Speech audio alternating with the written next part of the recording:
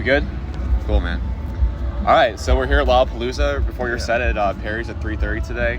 Lolla is one of my favorite festivals. I've been going here forever. I saw it's one of your favorites too. I think you said that on social media before. Yes. You love this place. But yeah, what are you most looking forward to being here in Chicago? The crowd. Yeah. This is one of those festivals. I mean, I guess the age like it's 18 plus, right? It's all ages. All ages. Yeah. So yeah, I think because of that, the energy's a lot higher.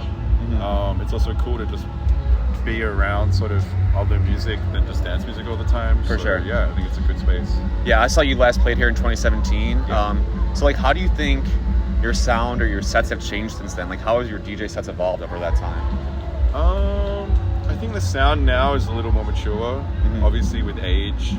Back then I was pretty young, and I think as I've grown over the years, so is kind of the sound. I also think I was at a different point in my career where I was, I guess, more just trying to really focus on like crowd reactions and response. And I think now having a more established catalog and my own songs that I got to play, and I feel like I can just take a few more risks because I'm at a better spot to do that. So, okay. Yeah. Definitely. So you also played Beach House recently. You made appearances at Bonnaroo and Nocturnal Wonderland this summer too. Yeah. So what are some of your favorite memories or maybe favorite shows like from festival season this year so far? I mean, shit, they've all been pretty good. Bonnaroo was pretty cool. Again, I feel like just because it's not a dance-centered festival, it's kind of cool. For sure, I agree. But yeah, they've all been pretty good, man. Nocturnal, I think I did the main stage, which was awesome. EDC Las Vegas this year was a big highlight, just doing the main stage there. Yeah. So yeah, everything's been pretty good. Sounds pretty awesome response, but well, you got some specifics in there. So cool. I saw your set at EDC Orlando last November. Yeah. Your closing set of Stereo Bloom, I think. Yeah. That was my favorite set of the weekend, man. That was lit. I think that was one of my favorites as well. Yeah. Again, like we kind of went for the smaller stage. It was kind of scary competing against some people that were closing, but yeah, I mean, we packed it out. So that was the vibe was really good, for sure. That was one of the favorites easily. Awesome. Yeah, no, that's good to hear because I had a great time. That was awesome. But let's talk about some of your music. Your newest single, Otherside, features Malaa. Yeah. I saw you play back-to-back with them at EDC Vegas this year, right? Yes. So how'd you guys start working together? And what are some of your favorite elements of that song? So I think the Malaa thing has just been such a long time coming. Him and I have pretty similar sounds and similar fan base, and kind of came up at the same time. So this has been one of those things that probably should have happened like years earlier, but it's good that it's happening now. It actually came together really easy.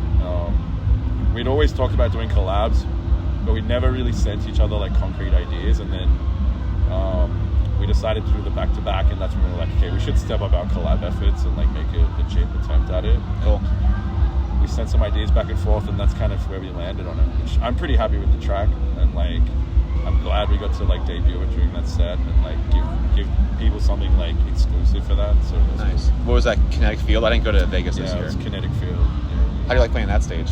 It's amazing. It's huge. Yeah, I think big stages always have a disadvantage because it's pretty disconnected, pretty fast. It's hard to tell really what's going off. But I mean, when you're staring at like, I don't know, 50,000 people or whatever, it's pretty fucking insane. It's gotta be pretty surreal. Dude, it felt like a dream. Like it went so quick, and like even when I think back on the moments, I kind of don't feel like I was in that body. You know, you kind of like seeing it from a third person. Because I'm seeing all the content, and that's what I'm remembering. So it's fucking crazy. I wish I was able to retain more of that feeling. But yeah. That's honestly kind of how I feel doing these interviews sometimes, because I was just a huge fan before any of this. Like I started doing media, and like Go Deep was one of my first songs I really enjoyed. Or like your song with Hunter Siegel too. All Night Man. All the deep cuts. Yeah, for sure. That's cool. But yeah, one of your other songs, Que Soy with Kura. That one came out on Insomniac, so we've been talking about EDC, but like what's it like working with Insomniac? And you have their support, so how has that been? What's that mean to you? It's been pretty good. Obviously, they're a huge player in the booking space, but you know, they also help me run the back end of my label. And I also do my radio show over there, so it helps when it's all kind of like one team sort of thing, and you can like sort of build goals around music and shows at the same time, and not just kind of have disconnected vibes. So definitely. It's like a cohesive like branding and all that stuff. Yeah, right now it feels very cohesive. For sure. And yeah, it's cool. They're pretty supportive, so it's good. But yeah, Divided Souls Records, let's talk about that. Like, what are some elements that you look for with new music you're going to release? And like, what's some advice you would have for producers that want to get signed by a label like yours? Yeah, I get asked this question all the time, actually. And, I think that the normal response is most labels will say, like, send me the stuff you think fits on our catalog.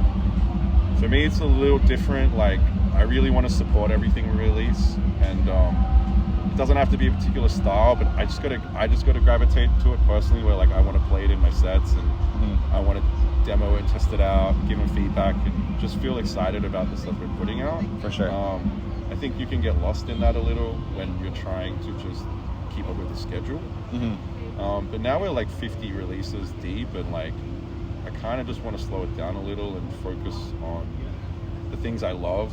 So in terms of what people should send me, it's a pretty difficult question. I would just say, like, send me as much as you can, because it's probably the one you don't think I'm gonna like that I fucking like. Nice. Do you know what I mean? Like that, I'm a little weird like that. Like, just got to be something just weird and catches me, and I'll maybe like gravitate towards it. So Hell yeah. Yeah, take a risk and send me the There you risky go. shit. I saw the most recent release was Basura Boys, right? Yeah. They're from Chicago, some of my homies actually. Steve and Nick. Basura Boys. It's a good one. They've been making some really good tunes, and that one came through my team actually. Okay. You should check this one out. So Awesome. that's cool. But your debut album, House of Wax, came out last year. Yeah. So looking back at that process of like creating, releasing your first album, what's like something you're really particularly proud of in all that, and your first album coming out? Probably the songs that aren't so popular on there, because I guess people expect one certain sound from me, which is what I hoped I delivered on some of those tracks. But then also, I guess with an album, you want to like take some risks and do some things for yourself. For sure. And so I think songs like Waiting and Live for the Night, which aren't as club focused but have really good songwriting and musicality, like they're probably the ones I'm really proud of. But that's just like for personal reasons. Like, yeah, I don't know. Making music's weird because like I don't think most people make it for other people. Like, if you're a producer or a musician, you're usually making the song at home by yourself, and like you're like deciding if you like it, whether to continue. And so like I think a lot of making music, well, for me anyway, is making it for myself. Like, so as long as I like it, then that's cool with me. And then I don't know, I try not to worry about like what other people like it too much. Yeah. And so the thing with the album is that every song is songs like I love personally, and so like that's just what I wanted to like show, I guess. It's like my own taste and my own skill set. And like collabs with like people like Diddy is a pretty awesome accomplishment. Yeah, that one's cool. Yeah. Yeah, that one's cool. We got to go back over there recently to his house and hang out with him. So awesome. It's just been cool. Yeah. You mentioned House of Wax Radio, so you release that every 2 weeks, right? Yeah. So like, what do you enjoy most about releasing those mixes, and like, what do you usually include? Is it like kind of like hidden cuts that you maybe just found, or is it like kind of like your usual stuff? It's everything. So it'll be hidden weird cuts. Usually like a lot of the new releases or the stuff that is just about to come out that we get from like friends. And then really just it's like my taste in music. Like whatever I like just goes in.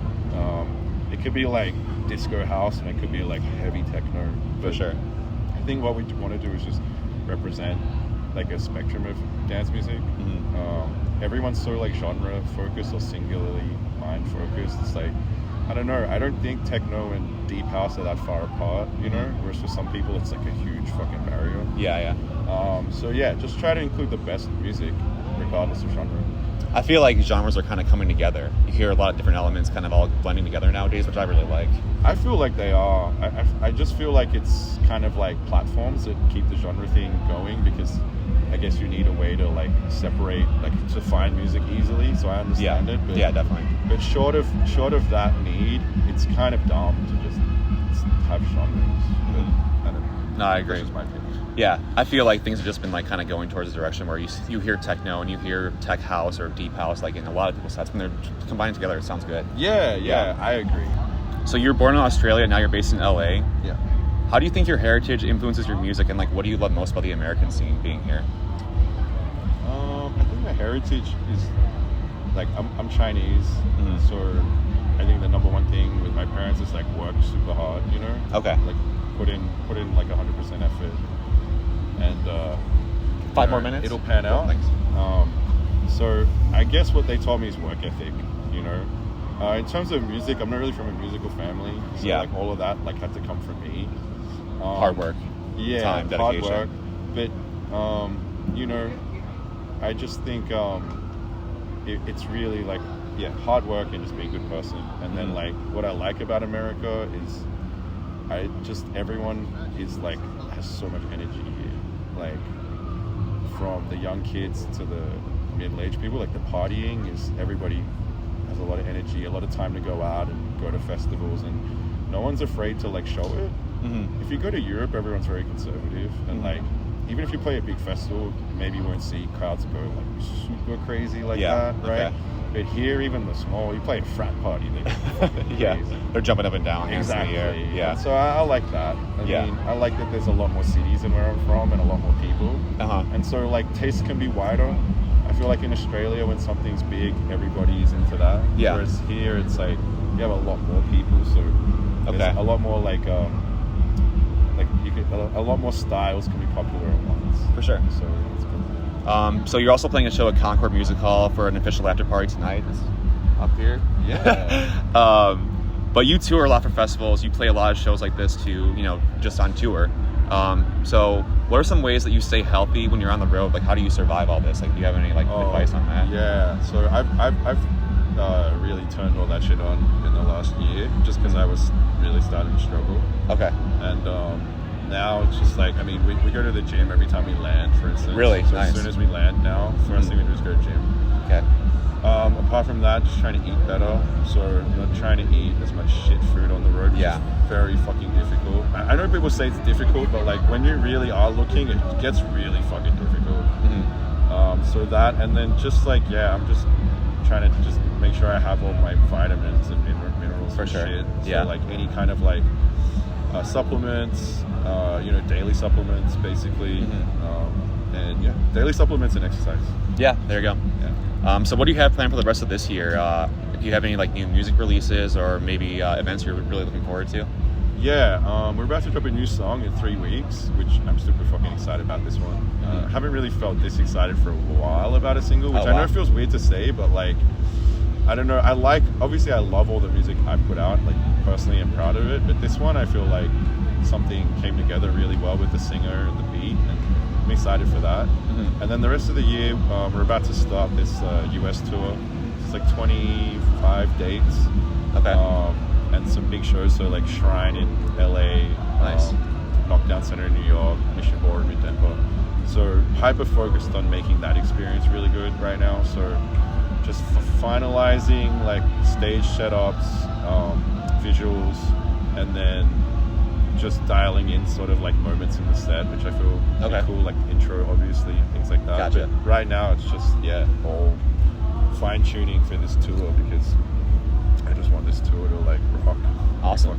Yeah, looking forward to it. And last one, like, what excites you for the future of dance music as a whole? Does anything come to mind, like just for the future of the scene? I actually think creativity's going up recently, which is cool. I also think, and this is like, I mean, it's so much harder now for young kids getting started. I used to get asked this question a lot. I used to be like, it's pretty comparative, but now it's, you know, if you ask me today, I would say, it's a lot harder to come up now. And I think because of that, like the people that are coming up, like they're not just more creative musically, but also funnier on social media. It's more of a complete package now, you know? I feel like before you could get away with just being good in the studio but nothing else. Now all the kids coming up, they have everything, and it makes them super strong. Like it's like you look at someone like Disco Lines, right? Definitely. He played here on big Thursday. Personality, very good on socials, music's going well, can make it all himself. And you're starting to see everyone's like their own unit now, whereas I think generations above me, they have like all have ghost producers and huge teams, you know what I mean? And kind of more organic now, maybe. Now it's more like, I don't know, every kid that makes it now is just super solid. I don't think it's going to take a lot to take them down, you know, because they've built up every skill on their own. So I like it. I think it's harder, and it makes whoever's coming up really worth paying attention to. So. Gotcha. Well, that's all I got for questions.